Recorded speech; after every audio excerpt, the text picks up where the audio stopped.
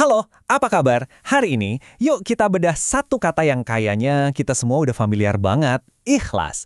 Tapi, gimana kalau ternyata di balik kata itu ada sebuah energi spiritual yang luar biasa dahsyat yang mungkin selama ini kita belum sadari? Coba saya tanya, Anda pikir Anda tahu apa itu ikhlas? Mungkin kedengarannya simple ya, tapi coba deh, jujur sama diri sendiri. Kalau dengar kata ikhlas, apa sih yang langsung kepikiran? Pasrah? Atau, ya udah, relain aja? Nah, hari ini kita bakal bongkar pemahaman itu. Oke, kita langsung to the point aja ya. Ini dia miskonsepsi terbesarnya. Banyak yang ngira ikhlas itu artinya ya udah kita lepasin aja hasilnya pasrah. Padahal inti sebenarnya yang kita pelajari dari sumber kita hari ini itu jauh lebih dalam. Ikhlas itu bukan soal melepaskan hasil, tapi melepaskan si aku. Jadi, maksudnya gimana tuh melepaskan aku? Nah, poin pertama dan paling penting yang harus kita luruskan adalah ikhlas itu sama sekali bukan berarti kita nolak usaha atau kesuksesan. Jadi gini, ikhlas itu nggak pernah minta Anda buat berhenti kerja keras. Nggak minta Anda buat berhenti berharap dapat hasil yang terbaik. Sama sekali bukan, malah sebaliknya. Ikhlas itu justru mengajak kita kerja dengan sepenuh jiwa, tapi, nah ini kuncinya, motivasinya itu digeser. Bukan lagi buat dapat pujian, bukan buat dapat pengakuan atau buat bangga-banggain diri. Pusatnya itu pindah dari aku ke sesuatu yang jauh lebih besar.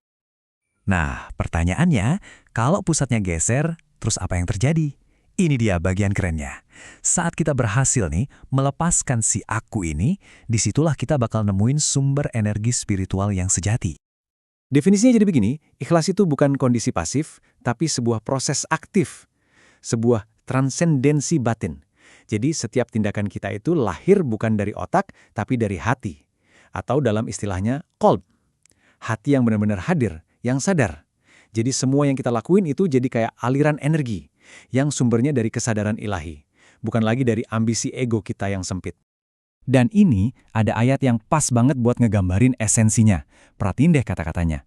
Maka sempurnakanlah ibadahmu karena Allah. Ada kata sempurnakan, artinya kita disuruh ngelakuin yang terbaik, usaha maksimal.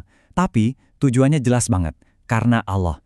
Jadi fokusnya itu pindah total ke niat murninya, bukan lagi ke nanti aku dapat apa ya. Coba bayangin deh analogi ini, bagus banget soalnya. Hati kita itu ibarat sungai.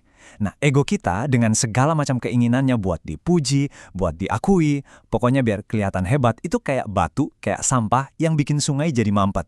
Tapi, begitu ego itu kita singkirkan, hati kita jadi sungai yang jernih lagi, dan energi ilahi itu bisa ngalir deras tanpa ada hambatan sama sekali.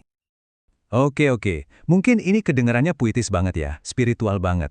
Tapi, gimana kalau saya bilang ada penjelasan ilmiahnya? Nah, ini nih bagian yang super menarik. Saat spiritualitas kuno ternyata nyambung sama sains modern. Ternyata kondisi batin yang kita sebut ikhlas ini punya efek fisik yang beneran nyata dan bisa diukur loh. Jadi ini bukan lagi soal perasaan doang, tapi udah jadi fenomena fisiologis di tubuh kita. Namanya dalam sains itu heart-brain coherence, atau koherensi jantung otak. Ini adalah sebuah kondisi di mana ritme jantung kita dan gelombang otak kita itu sinkron, seirama.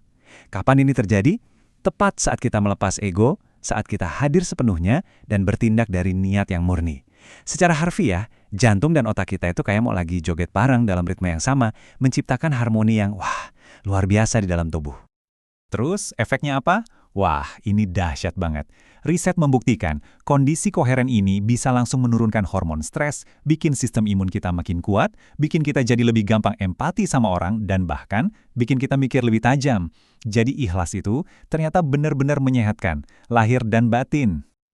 Oke, teorinya keren, sainsnya juga mendukung. Pertanyaan berikutnya, gimana cara kita ngebawa energi ini ke kehidupan kita yang super sibuk?